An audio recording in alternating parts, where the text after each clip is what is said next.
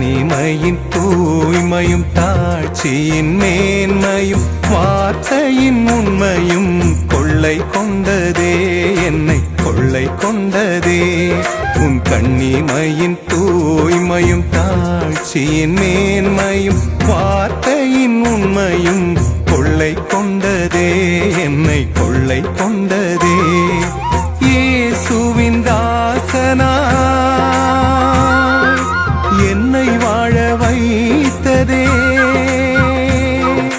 இயேசுவின் தாசனாய் என்னை வாழ வைத்ததே. அன்பே அருளே அமுதே அழகே நீ வாழ்க, நீ வாழ்க. என்ன அழகு